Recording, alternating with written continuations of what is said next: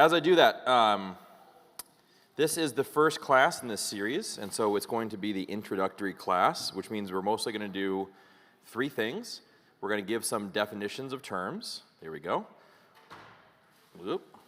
We're going to give some definitions of terms. We're going to talk about errors, missteps that we make very easily and commonly. And then last, we're going to give a foundation as a jumping off point. In order to discuss political theology, we have to kind of understand the main issues we're talking about.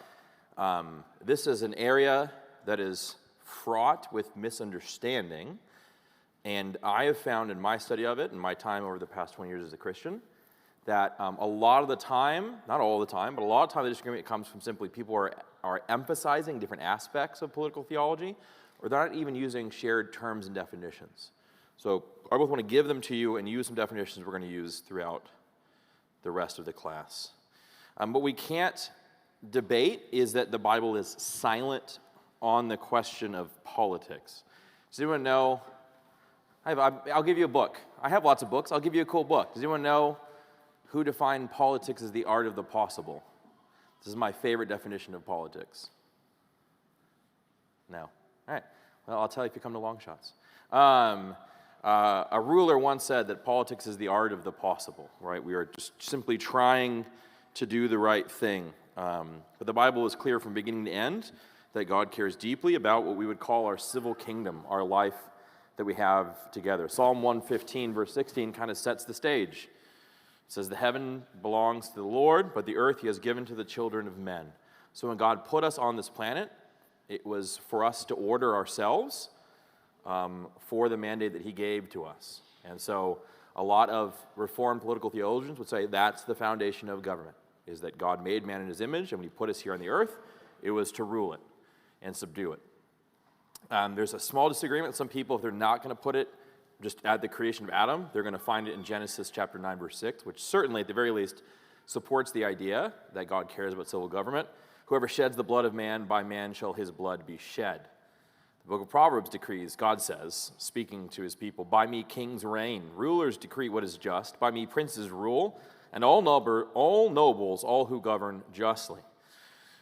Even when the people are in exile, which is sometimes used as a way to kind of say, oh, well, political theology doesn't matter because we're an exiled people, and that is certainly Peter's language. We are people in exile. We can't escape exile imagery when we talk about the church in the present age. But when the people are in exile, God says to them through the prophet Jeremiah, "Seek the welfare of the city to which I have sent you."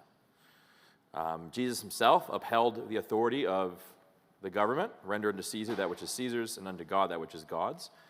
Paul in Romans 13, verses 1 through 7 is probably the most well-known kind of foundational text. I just have a very beginning quote here. "Let every person be subject to governing authorities, for there is no authority except from God, and those that exist have been instituted by God." The Apostle Peter agrees with the Apostle Paul. This is not some intra-apostle dispute. Peter says, "Be subject to the Lord's sake to every human institution, whether it be to the emperor who is supreme, or to governors, sent by him to punish those who do evil and praise those who do good." And there are honestly 20 other verses that would have been very easy to pull. I was just hoping that you could actually read them on the slide, so I didn't want to put any more. So clearly, civil government matters, or civil life together matters, but if we're going to debate on how that ought to be ordered, how we ought to engage with it as responsible citizens, then we need to define what we're talking about. So the term that we're going to use a lot in this class, and that's commonly used in confessions and creeds in older books, is you will normally find the government referred to by the phrase civil magistrate. And that is, I think, a better phrase than government. We now use the government to refer to multiple things at the same time. We do this now with the word nation as well. This is the fault of the Treaty of Westphalia. I know we all are big opponents of the Treaty of Westphalia. But before that treaty, if you heard the word nation, you would have never thought of a government. A nation is a people group, and the state was the ruling authority. And after the Treaty of Westphalia, there was something created the nation state. And so now if I say the state, the nation, the government, they all mean the same thing to you and to us. That's pretty common in American politics, despite the fact for most of human history, those three very distinct terms to describe three different things.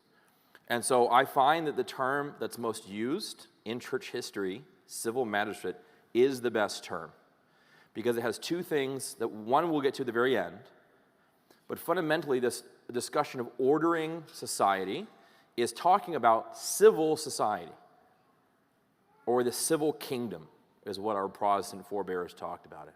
And that is separate from the spiritual kingdom.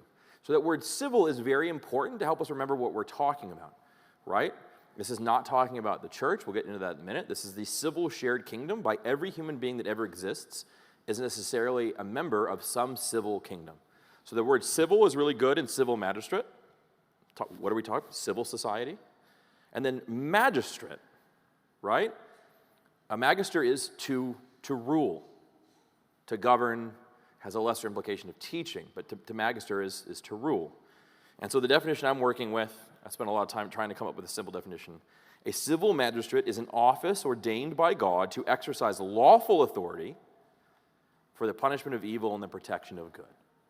And I tried to arrange that in a way where I think pretty much every Protestant theologian, I don't think they could find something contentious about that definition.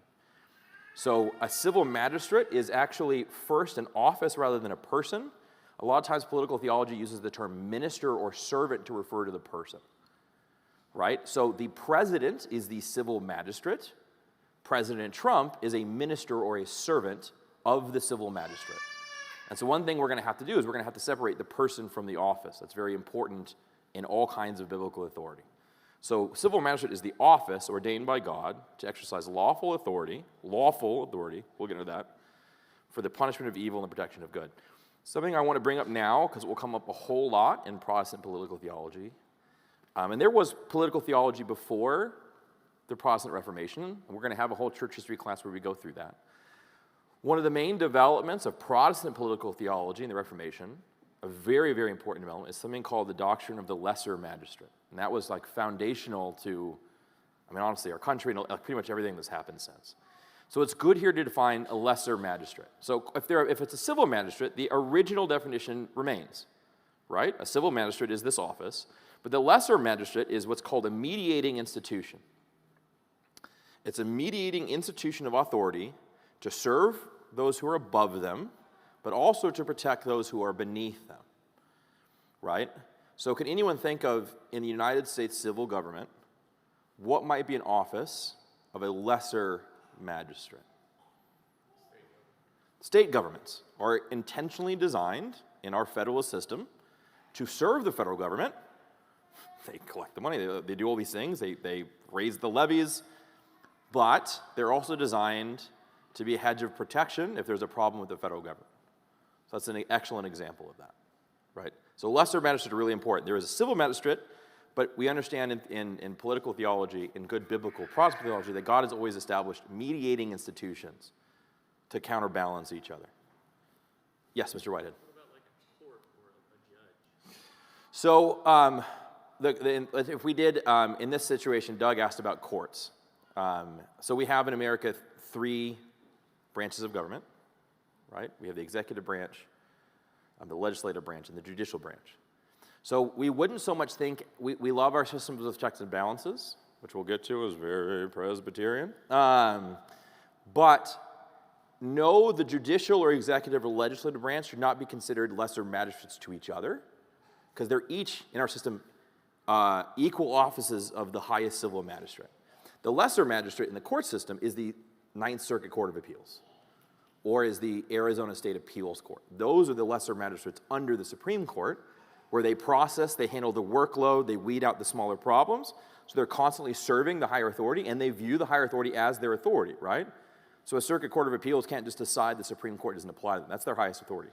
But if there's a case of the authority being unlawful, then the doctrine of lesser magistrate suggests that now that lesser mediating institution is supposed to step up and say, no, what they're doing is actually unlawful. So it wouldn't so much be judicial versus executive in America, right? It would be the different court levels in the American judicial system.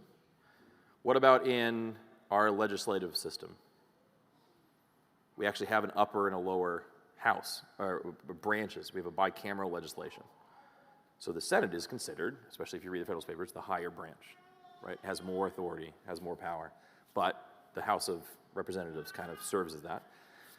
We also have that in our executive branch, right? Which is the vice president, which was actually, in many ways, the first time that had been tried basically in civil governmental theory. Rome had two councils, but there was not a higher and a lesser magistrate in the Roman governmental system. There were two equal authorities. So this idea that there's a higher or lower executive was a very American and Presbyterian development based on this theory. So lesser magistrate's important. Okay, so we have a magistrate. Who's going to fill the office? And the answer is a minister or a servant fills the office. And in our churches, we use the word minister to refer to me. I'm a minister, and I am a minister. But I am a minister of the spiritual kingdom or the spiritual realm. And similarly, and Paul in Romans 13 uses the word to say that these civil authorities are God's ministers for your good. It's the same word in Greek that he uses in Romans 13 that he uses in Ephesians 2 through 4 to refer to pastors. So the minister is the individual who fills that role, a person appointed by God to exercise the office for the execution of God's purposes. So the definition is still Godward rather than to themselves. Okay, so last, in order to do all these things, a minister, if he be a civil minister, a spiritual minister, they had to have some kind of authority. What is authority? Authority is the lawful and due process to command or enforce within a defined jurisdiction. And so authority is necessarily contained. That's one of the main points that the Protestant reformers pointed out in their political and their biblical theology. Unrestrained authority is not authority, because authority has to be defined and scoped and understood. So if you can literally do whatever you want, you don't have authority, you're gone. There's no balance to you. So authority is by definition defined and contained, and it's defined and contained by two things: that it's lawful and due, that it happens according to the procedures that's been given to it, and that it exists within a jurisdiction, right? It has a limited scope. And so one of the scopes that's really common to us is being a citizen of the United States of America, right? And so a lot of people will talk about, to people who aren't, and I'm not waiting this debate yet, or maybe ever, we'll see, come to long shots. But we will complain that when people are in America that they're not given their rights. So rights are a function of being a citizen. And the benefit of that, though, is the federal government doesn't have the rights over a citizen of Argentina, right? The state of Argentina will say, no, that's our citizen, and we have rights. As a sign of that there's some shared understanding here, this has been largely lost to its great detriment, but this should be true of the church. Churches have defined and limited scope of authority. I am a minister of this spiritual kingdom. Who do I have authority over? Every Christian that's ever lived? No. People who are members of the church where my office resides. So authority has to be defined both by due process and by a limited scope. So civil magistrate, you're going to hear that a lot. You're going to hear lesser magistrate. We're going to talk about ministers or servants, and we're going to talk about their authority. And so the question's going to come up all the time, and we will get to it in detail at the very end. But the question that you already have that someone's going to ask is, well, how do you know when you don't have to obey? What's the line? And the line that's been broadly given in Protestant political theology is, if the authority does not fit this definition of an authority, it is not an authority. So to use a common problem right now, but if someone tells you that a man is a woman, you go, well, what is a woman? And we know what a woman is. A woman is defined by biological gender and sex. There are definitions of woman. And so no matter how loud you scream, how long you argue, if a woman does not fit a definition of a woman, she's not a woman. That's true of authority, right? If the authority does not fit its own definition, this is basic Protestant political theology, then it quite simply is not that authority. So I use this illustration a lot. But if I was to show up at your house tomorrow morning and be like, wasn't that a great class on political theology? Here's class number 2. I'm the king of Scottsdale. Give me 10% of your income. Is that due process? Is that my defined jurisdiction? Do I have this office of the civil magistrate? No. And so you would laugh at me and be like, well, clearly you don't have that authority. Now, it gets harder to apply when men are sinful and things are confusing. So we're not saying it's easy. But contained in the definition of authority should be the beginning of the answer to that question. Authority is a lawful and due process, right, wherein someone can command or enforce within a defined jurisdiction. Outside that due process, outside that jurisdiction, the authority simply doesn't apply. And that's really important foundational. One easy thing, again, it's not easy. It's impossibly hard, and it's very sad. But maybe an easy way to think about this is when you think about the rights of parents, which we all have a very high view of, which we should, both as Christians and in this country. Compared to other countries, we have a pretty high view of parental rights. Even with all that said, we would all absolutely agree that there is a time when a child should be removed from a parent, right? Gross neglect and abuse, violent, otherwise. And our argument there is the parent has lost their authority, right? They simply don't have it anymore. It's not like we're pretending that they're not the parents. Like, no, by gross abuse of the lawful and due process God gave to them, they simply don't have that authority anymore. And someone needs to step in and remove that child from this no longer authority. So we have that context in our minds in a civil society. All right, so we're going to do a couple, these are the three biggest problems, I think, when we do political theology. These are called logical fallacies. I'm going to give you three logical fallacies that come up all the time when we do political theology as our way of covenanting with one another that we're not going to do these for the next 12 weeks. No doing these. But let me introduce a fourth hidden logical fallacy. It's called the fallacy fallacy. Just because someone makes a bad argument doesn't mean their argument's wrong, right? It doesn't mean their position or their theology is wrong. It just means they're doing a bad job arguing. So the point of logical fallacies is not to use the common parlance, dunk on somebody, to shame them, to say, oh, well, you made a bad argument, therefore your entire belief system is false. It's called the fallacy fallacy. So when I give these tools to us, the best way to use logical fallacies is a check on yourself. I'm not going to do these things, right? These are bad arguments. They undercut what I care about. I'm not going to do them. It's fair to point out, hey, you're doing no true Scotsman. But my experience, you have never convinced, no human being in history has ever been convinced by pointing out they're doing a logical fallacy. What this is to make ourselves, right, consistent and clear. I couldn't quite fit this in the frame, I'm sad, because it was a great picture. All right, so no true Scotsman fallacy is when an argument is defended or promoted by redefining membership in a group to exclude the counter argument. So it goes like this, a claim is made. And we're going to do this for fun together right now. So what's an argument you've heard online in the past month? We're going to trust each other to choose the right kind of argument. We all love each other. Let's pick the right kind of argument. If it can be benign, it can be about sports, it can be about music, it can be about politics, it can be about anything. What's an argument? LeBron James, best basketball player of all time. That's one that frustrates me. Fine, we'll do that one. We'll do that one against my better judgment. I heard somebody else say something sooner. LeBron James is the best basketball player of all time, right? Making a claim. And then I go, how can that be when he doesn't even have a winning record in the NBA Finals, right? Surely the greatest basketball player of all time would be capable of winning more often than he loses. It's a pretty good argument, right? And then you go, caring about the NBA Finals is not something a real sports fan would say. Real sports fans know that legends are made in the preseason. So what you're not dealing with is the substance of my argument at all. You're not talking about the final, you're talking about his record. You're just saying that I don't get to make that argument because I no longer fit the definition of an acceptable arguer. And you've removed me from the argument. Can I tell you how a couple of times? Make a political argument. Protestants don't do that. Christians don't believe that.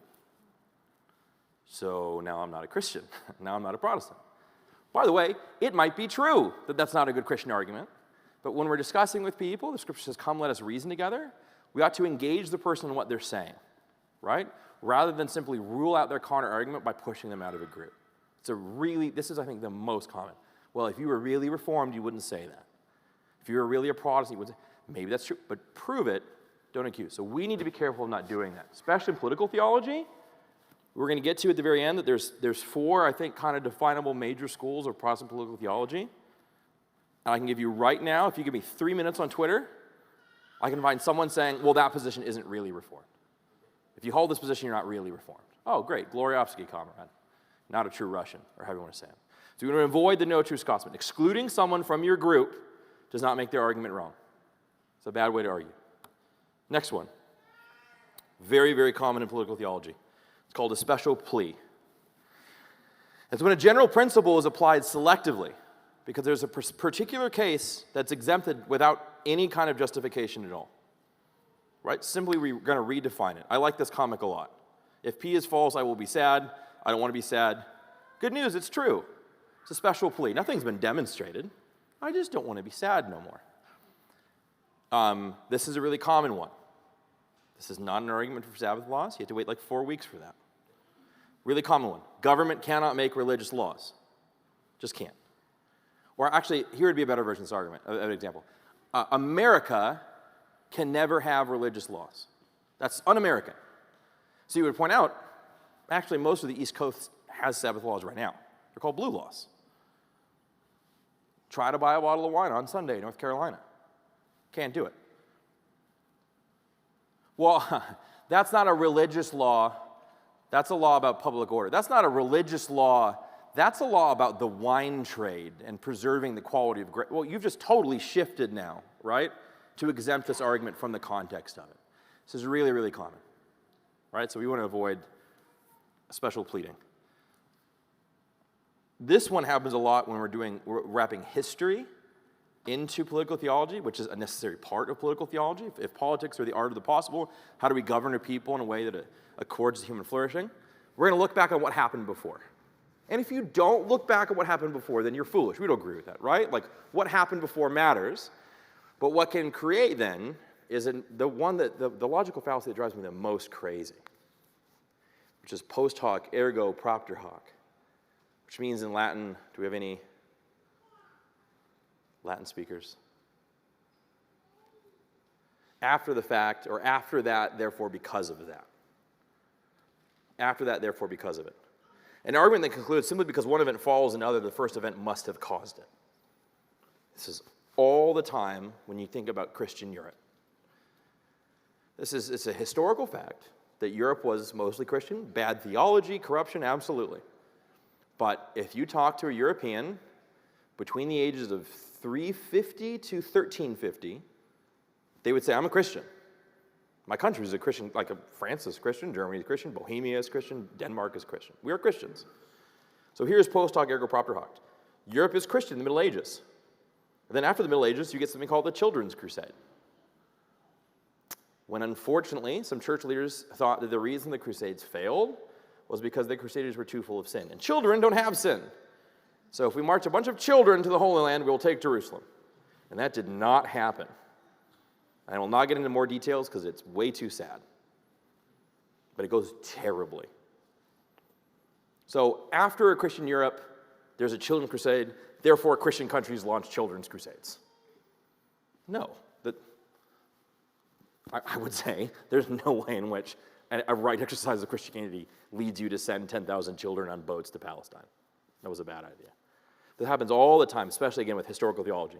This bad thing happened in the past, and it happened after a Christian thing, therefore the Christian thing caused the bad thing. Certainly true that Christian ideals were driven in bad ways. Absolutely. But show it, right? Show how these two things interrelate, than simply saying because it happened after is because of. All bad. So now we're going to move. Okay, question, Mr. Smith. Yeah. I'm talking with someone and I said, last time we did this in history, this happened. So I think we should be careful Sure. about doing K. Because last time it did need to be. Right. Is that an example of using? So the question would be, the magic word here is lead to. Right, so Dan asked, I'm talking to a coworker, and they go, well, last time we tried Christendom, led to the Crusades. Crusades were bad. The question is, lead to. Okay, show me. Show me that Christianity caused the Crusades. Well, you can show that. They were Christian Crusades. That's not really up for debate. Show me that Christianity necessarily results in Crusades. That's the argument. If we do a Christianity, then we will do a Crusade. Show me that. Right? Show me. Use syllogisms, use evidence. Show me that Christianity necessarily involves crusade. And we say, no, it obviously doesn't, right? And that's then getting onto the topic of whether or not all the crusades were all equally bad or good. So it's, again, let us reason together, right? Don't just assert that because one thing followed another, it's all, and they'll go, what do you mean? The Christians did the crusades, right? They were Christians and then there was a crusade. That means that always happened. No, that's post hoc ergo propter hoc, right? You don't know that they fall. You have to Connect the thoughts, connect the ideas, connect the arguments. So that's a good example. You will hear that all the time, right? The current one that's really popular, the Founding Fathers, sure, they were Christian, but they also had slaves. Therefore, if we are American Christians, we shall have slaves. And you go, who ended the slavery? Do you know who William Wilberforce is, and John Newton, and Olaudah Equiano, and Hannah More, and Thomas Clapham? Like, who ended? So, again, one thing following the other, that's an insufficient argument. It's a fallacy. You want to push back a minute? Okay, so this is what we don't believe. And I'm going to start with the assumption that you don't believe these things. So I'm not proving them. This is not an argument. I'm just telling you, you don't believe these things. And I think I'm right. And if I'm wrong, then we'll talk about it. But we need to start with some assumptions to get the ball rolling. These are three forms of political theology that specifically Protestant Christians have always rejected, right? We would say, even if we disagree on things like sacraments and baptism and church authority, there is not an orthodox branch of Protestantism that genuinely held, or we should say an orthodox branch of Christianity, that genuinely held any of these three positions. So the first one is anarchy, right? You guys know what anarchy is. No government. I came up with definitions for each one. This one, I think you know. Anarchy, the position of anarchy is this: the civil magistrate is destructive to the freedom and flourishing of mankind. If we would have mankind be free and flourish, be healthy, be fulfilling our God-ordained purposes, that's not the kind of language anarchists usually use. Anarchists tend not to be super concerned with God-ordained purpose, but if they are, they would go, government prevents that from happening. We should get rid of government. Now, as much as I think we know, Romans 13, do what is good for this is the authority, ruling authority. Romans 13 is, he is God's minister for your good. That is necessarily contradictory with the idea that we should be anarchists. Now, I will say this, lovingly. A lot of American conservatism sometimes sounds like anarchy. Government is always bad. Government's the worst. I hate the government. Many governments are bad. Many magistrates might be worthy of scorn, or in history, sometimes outright rebellion. But genuinely, the signal to Providence OPC is too weak. Don't take anything from that. I'm trying to reconnect. That should not be a Protestant Christian position, that government is always bad, it's never good, we should never have government. Bill or Dan, if you want to come help. Old me. I think what I probably need to do is try to connect to nope, that didn't work. Enter the AirPlay code for Fellowship Hall Roku. All right, Dan, Bill, you got it. Okay, the second position is theocracy. So sometimes you think the opposite of anarchy is theocracy. The opposite of anarchy is just every other position, right? It stands unique as just as an illegitimate opinion. Theocracy is a political theology. Here's my definition. The civil magistrate is administered by divine mandate through the church and ecclesiastical leaders. So it's the idea that fundamentally that the leaders of a church and that ecclesiastical authority must rule over the civil kingdom. There is a branch of Christianity that wholesale believes that. Does anyone know what that branch of Christianity is? No, I'm not a covenanter, but they don't go that far. Roman Catholicism. The Pope is the vicar of Christ on earth, and he is over every king. Jesus is over every king. The Pope is over every king.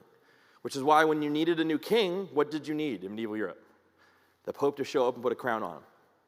That's why the most scandalous thing that happened in the first half of the 19th century was the Pope goes to crown Napoleon, and Napoleon grabs the crown out of the Pope's hands and puts it on his own head. And the reaction to that was so aggressive that Austria declared war on him immediately. They're like, how dare you? And we're like, we not be big Napoleon guys, but that was pretty great. It's actually a really cool painting, too. It's in the Louvre. It's a famous painting of him grabbing the crown. That was the universal opinion, right? One of the very first people to push against that, not necessarily because of good theological reasons, was Henry VIII, right? This was the split with Rome, right, of the English monarch. Actually, I don't get my authority from you. But this was and this continues to be. Now, I was talking with a brother about this. Post-Vatican II, in the 1970s, the Roman Catholic Church published a document called the Second Vatican Council. And the Second Vatican Council basically said, I'm paraphrasing, and Catholics might be offended, but they should be offended by some things I say, so we're going to keep going. The Second Vatican Council basically said, everything that happened before the Second Vatican Council, kind of true, but, who can really tell? So the Second Vatican Council was hugely destructive for Roman Catholicism. They lost, some numbers are tens of millions of people overnight because it so undermined the whole history of theology. It doesn't invalidate anything. Vatican II doesn't say everything that happened before is false, we're starting over. It goes, well, but what happened before, it's hard to understand, and don't really worry about it. It may or may not, it's very confusing and convoluted. So that's the way, if you tell Catholics, hey, the Council of Trent, you anathematize me. They go, well, but the Vatican says that you're lost brothers. You're like, that's a contradiction. So it is still the position of the Roman Catholic Church, although Vatican II undermines this. It is still the position of the Roman Catholic Church that the Pope is the head of every civil government. And the governments that do not recognize the Pope as the vicar of Christ on earth are in rebellion. So the position of Roman Catholicism is theocracy, which is a good sign that it's not our position, right? And the Covenanters they're not saying that church authority. We'll get into the different relationships between civil and spiritual authority, but the idea that ecclesiastical or spiritual authority is always and only totally over the civil kingdom is a theocratic position. And we would say that Christ disagrees with it in Matthew 22, right? The zealots are asking for theocracy. We shouldn't have to pay taxes. And Jesus says, yeah, you have to pay taxes. Render unto Caesar that which is Caesar's. This is his sphere, and it's not dependent on whether or not Caesar acknowledges me. Which they didn't, and they killed him a couple chapters later, unless you didn't read the Bible. All right, third position, we also do not believe, as Protestant Christians, is Erastianism. Now this is the word you probably haven't heard about. But Erastianism is the position that the civil magistrate has supreme authority over every aspect of the church. So there basically are no church authorities, there is just the state. There are state religions, we call this sacralism. And I have a low view of sacralism. I think you should have a low view of sacralism. But we do want to distinguish. The existence of a state church is not the same thing as an Erastian church. The Church of England exists, and the Church of Sweden exists, and they are deeply wedded into the civil government of England. But at the end of the day, the mayor of Shropshire in the English system does not have the right to go into the Cathedral of Shropshire and excommunicate the congregants of Shropshire. I don't know why I'm using that town. Let's do Derby in English in that, right? Or Brighton. So the mayor of Brighton can't go into the Church of Brighton and execute the people of Brighton. That would be Erastianism, right? And even with state churches and sacralism, this has been uniformly rejected, right, by Protestants and by Catholics and Orthodox, right? So to be a civil magistrate is to not have office in the church. Even if you have a very high view of the role of the civil magistrate when it comes to ecclesiastical matters, and some faith traditions do have that, it doesn't mean it's a one-to-one authority. That's Erastianism, and we reject it. What do we believe?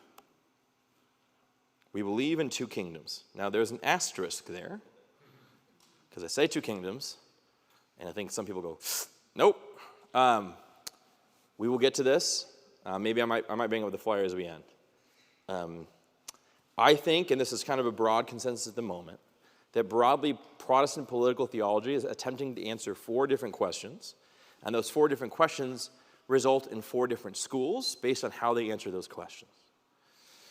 So some of the names are pretty well known because they're pretty unique. So theonomy is one of the systems of Protestant political thought. It has a very specific viewpoint, which is that fundamentally civil government is to be administered according to the civil laws in the Mosaic economy, or to the general equity thereof. Theonomy. Another one that's well known, and particularly actually literally ruled the Netherlands for 4 years, through the century, is what we call sometimes sphere sovereignty, neo-Calvinism, or Kuyperianism. This is the idea that special revelation, that Christocentric philosophy, ought to govern, but that there are 3 distinct spheres, which is the state or the civil magistrate, the family, and the church. And the way that special revelation governs is different in each one of those spheres. So they're going to have some things in common with theonomy and some things very different. Right? They're going to reject the general equity of the law, but they're going to agree it ought to be run Christianly. So you hear about Kuyper talk about a Christian plumber and a Christian parent and a Christian mayor, and everything ought to be Christian, but different based on what sphere you're in. And then the other two positions are going to incorporate this two-kingdom theology into their title, but I promise you, every Protestant political theologian, including theonomists like Greg Bahnsen, and including sphere sovereignty people like Kuyper and Bavinck, every single Protestant fundamentally believes that there are two administrations of the kingdom of God in this world. That is a uniform position. And so yes, it's true that two positions use that phrase. That's just good marketing, right? I remember it was a really funny joke, but I was 12, I'm like, that's a good idea. And it's funny how the more things change, the more things stay the same. But it was 2002 or 2004. It was 2004. It was President George W. Bush's reelection. And it was the first time in like 30 or 40 years that a president had been reelected and picked up one of the houses of Congress. And there was this joke that the Democratic Party's dead and it's never coming back. Didn't happen. So much for the best laid plans of mice and men, right? But I remember an online comedian, political commentator, saying his plan was to rename the Democratic Party the Dragon's Lair Party. Because what? Are you on the side of dragons? That's a little bit these two people using the term two kingdoms. It's good advertising. All Protestants believe in two kingdoms, so just believe the other two schools are magisterial two kingdoms, right? To believe that there are two kingdoms on this earth is to not say that I align with that viewpoint. You can be a theonomist and you have to believe that there are two kingdoms. We'll get into this. There's another position now that's called R2K, real 2K, reform 2K, if you're pejorative, radical two kingdom. Saying that there are two kingdoms does not mean you agree with David Van Drunen and Michael Horton and the radical two kingdom position. So that's why the asterisk is on there. I was talking to people this week and they're even like, well, I don't believe in two kingdoms, because I'm like, yes, you do, I promise. This is foundational. This phrase comes from Augustine in a book he called, it's considered a foundational book to Western civilization, to philosophy, and certainly it's considered the first great magnum opus of Christian political theology. It's a book called The City of God. And he says, God has set forth two great kingdoms. Now he says, this last quote is from him, or sometimes he says two cities, two kingdoms. And he says, these two cities are commingled and intermixed in this present age until they will be separated at the last day. So this is what it is to be Protestant, right? Is we acknowledge that Christ is king and Lord over all things. Amen, absolutely. There's different political theology opinions, don't disagree with that, right? R2K theonomy, everyone agrees that Christ is king, and he will reign till all things have been made his footstool. He is king. We also acknowledge that he administers his kingdom distinctly in his spiritual kingdom, or the heavenly city, Augustine calls it, and then in the civil kingdom, or in the earthly city, as Augustine calls it. And God does not desire that those kingdoms run each other, right? That's theocracy and Erastism, nor does he want them to be run in the exact same manner. And this is a uniform position, right? Sometimes people think, oh, well, theonomy is theocracy. But theonomy is the fundamental belief that Old Testament civil code governs, not ceremonial law, which is the religious law that governed worship. And so if you read guys like Bahnsen, they're very clear that they believe that there are two kingdoms. And that even in the Mosaic economy, there was a government of the Mosaic civil kingdom, which was according to civil law codes. It's something all Christians agree in, right? We divide the law into moral, civil, and ceremonial. And then the church was governed by the ceremonial laws. So the way I want you to think about this is what are the mechanisms of the kingdom? That's how you know they're separate. What is the mechanism of the spiritual kingdom? What does the spiritual kingdom use to exercise its authority, right? If government is, not government, civil magistrate is ultimately an office lawfully executing authority, how does the spiritual kingdom exercise its authority? The answer is through the word and through the sacraments. Now, does the Bible ever rebuke a civil authority for wrongly taking word and sacrament onto themselves? All the time. A very famous example is when King Saul is about to go wage war against God's enemies, but he knows that he's not allowed to make they're not allowed to go into battle until he makes a sacrifice. This isn't 1 Samuel. But he also knows he has no right to make the sacrifice, which is a ceremonial type of sacrament. It's a ministry of the word. Saul has no right to do it. But Saul decides, well, lesser of two evils, which is everyone's favorite ethic. We all love lesser of two evils. It's funny how quickly that applies to everything in our life. Saul says, I have two evils. Either I can go to war without offering a sacrifice, and I can ignore the spiritual kingdom, or I can offer the sacrifice, and I can take that spiritual authority onto myself. So Saul chooses option 2, and he wins. Saul's like, that's proof. And Samuel, the prophet, shows up, and Saul's like, hey, good news. And Samuel's response is, what is this thing that you have done? You have rebelled wickedly against the Lord. You had no right to the word and the sacraments. You were king of Israel, and you had no right to make a sacrifice. Right? We should make it clear that even as Jesus is upholding that Caesar has authority, what's the second part of that saying? Render to Caesar that which is Caesar's, but render unto God that which is God's. Right? And so even as Jesus acknowledges that technically Pilate has the right to put him to death, he says fundamentally, my kingdom is not of this world, and you have no authority over it. So that the spiritual kingdom is defined by its exercise of authority is the word and the sacraments. And then the civil kingdom is defined by its ability to wield the sword and the rod. The sword and the rod are different biblical imagery. A sword is punitive. It kills you. Punishment isn't discipline. Killing someone isn't discipline. Killing someone's punishment. Why is killing necessarily a punishment, not a discipline? What is discipline supposed to do? Teach you. You don't teach a dead man, right? And so this is a big difference between punishment and discipline. Punishment is judicial. It's the right execution of wrath. You kill somebody, there's no teaching them. It's just what they deserve. But the government also has the right of the rod, of discipline.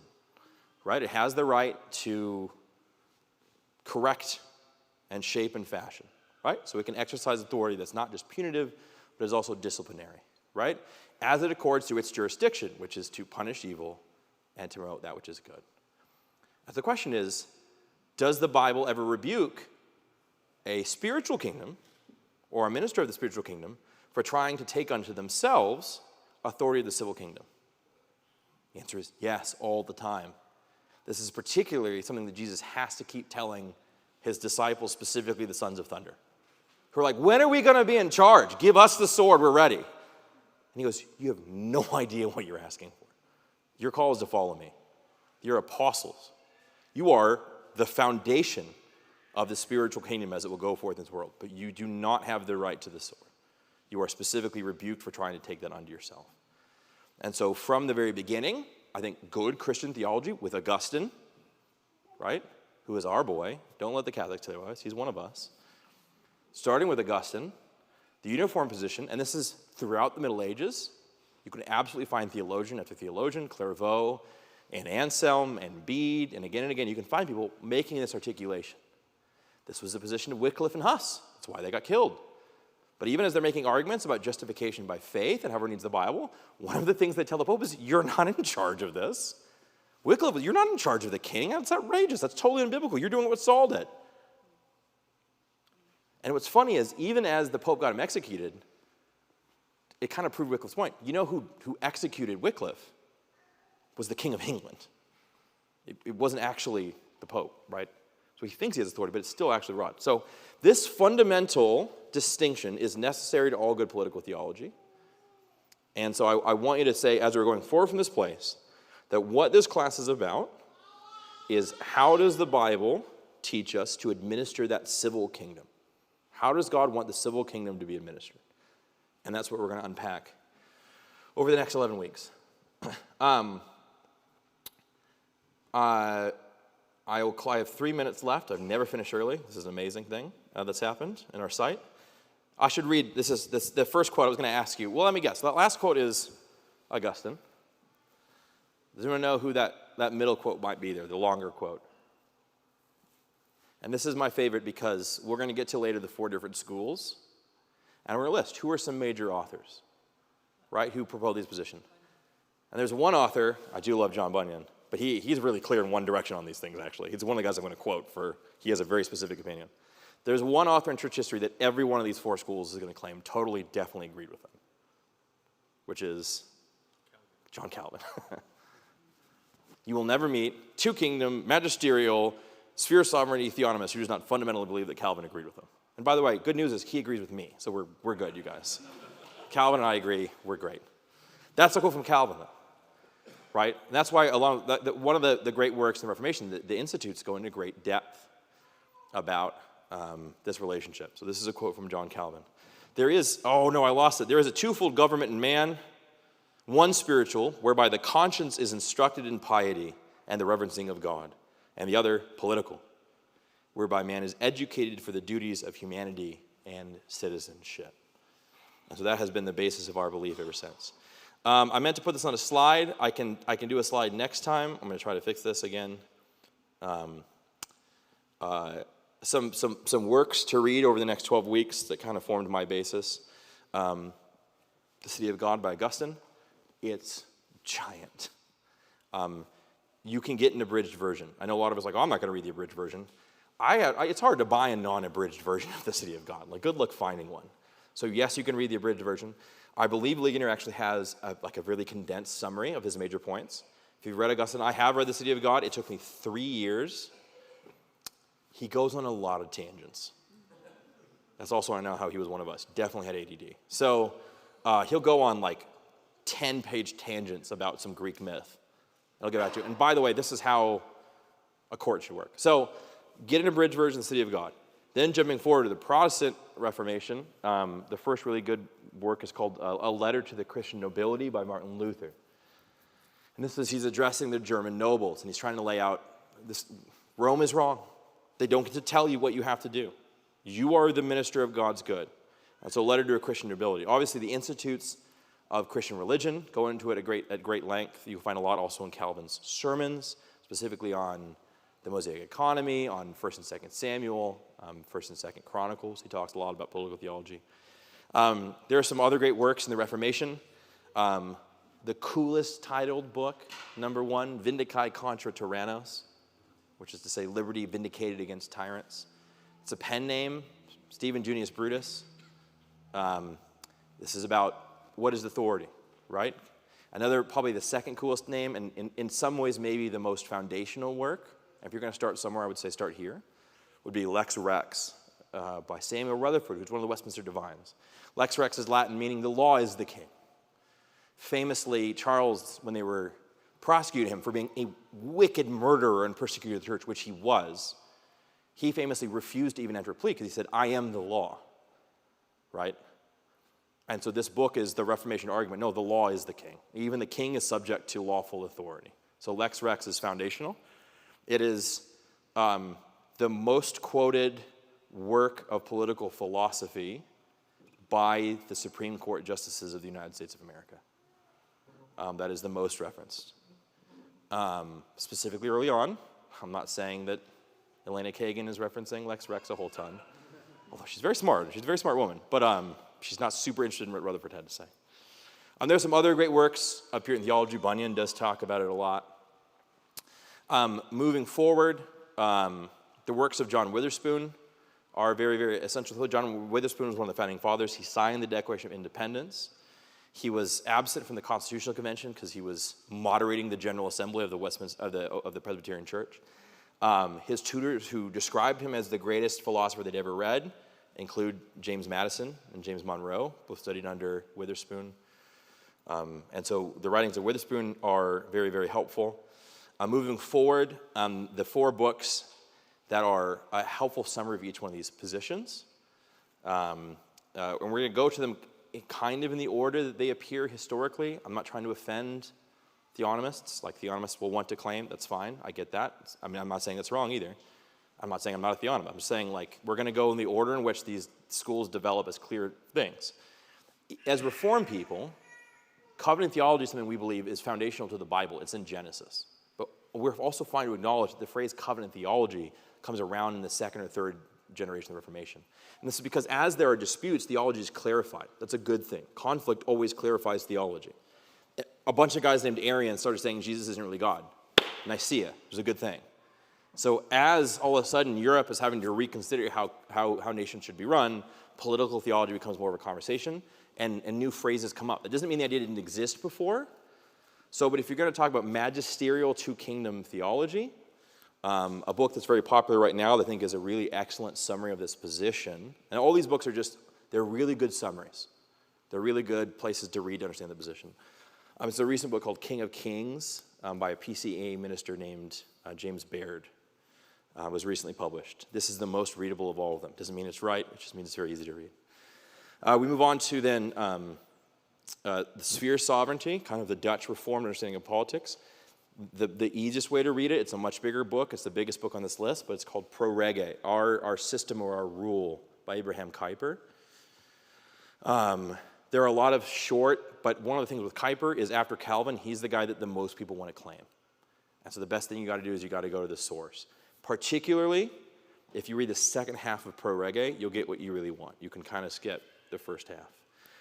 Theonomy by Greg Bahnsen. Greg Bahnsen was a minister in this presbytery. He was an OPC minister in the Presbytery of Southern California. One of our ruling elders grew up with his kids and knew them, so you can go find him. He's in this room. Good luck. You can ask him about it. So Bahnsen, obviously a good brother, godly man. But he's a good historical theologian. I really believe that. He does a good job quoting other people, but he's kind of considered the progenitor of that term. And then we're going to talk about reformed or real two-kingdom position. This largely comes about because of a book called Living in God's Two Kingdoms. That's my last book recommendation by Dr. David Van Drunen, who is an OPC minister at Westminster, California, and actually spoke at a Pride of Geneva event. Not about that, about what is Reformed theology. So those are the 4 books if you're wanting to do the research on your own. If you're wanting a bigger and more fulsome argument in favor of magisterial Protestantism, I would say if you go to the collected works of Witherspoon, that will be a little bit longer than King of Kings, and he'll kind of give his more fulsome kind of defense and definition. Or I believe it's called The Rights of a Citizenry by Charles Hodge, who is an American Presbyterian, is another good resource. So sorry, I should have put those on a thing. I'll put them on next week. Where are we going from here? We're going to deal with the 4 questions that make up how you answer them, kind of pushes you into one of the 4 major camps. Now, you're going to have disagreement inside of those camps, different ways of understanding it. Every single one of these, there's different ways to approach these questions. I should say these questions, by the way, are my formulation. So I'm teaching, I try to do the best. The next 4 classes will be, what is the government's purpose? So we said, punish evil and promote good. But how do we really view, what's the telos? The end of that, what should it look like? Right? What does it look like if government rightly punishes evil and promotes good? That's the first question. And there's disagreement between the 4 schools. Second question, what direction has been given to the government? How does it find out what its goal is? And how does it find out what it's supposed to do? And this is a debate between 2 ideas. Special revelation, which is the scripture, and general revelation, which is the ability of man to observe nature. Sometimes we hear nature, we think the trees. By nature we mean the created order, including human beings and thought and common knowledge. So general revelation is, the argument's going to be government ought to use God's general, it's still God's.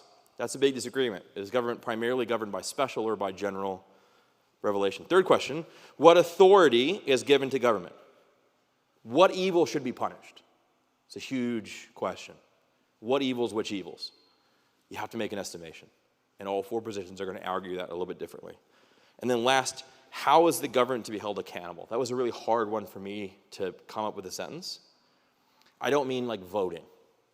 Because actually all 4 of these positions you can say voting is a good idea or a bad idea. None of these necessarily entail democracy or republic. And I'm a big fan of republic. But that's not the question. The question is, does God view a government as a moral agent? Or is a government, a civil magistrate, simply a reflection of a group of people? So does God judge the office as a unique moral agent? A way to think about this is when we think of the economy. We talk about it like a proper noun. But you guys know this. The economy doesn't live somewhere. You can't go to New York and visit the economy. You can't put in a phone number and be like, hi, economy, this is David. I'd like to lodge a complaint. You can't do that.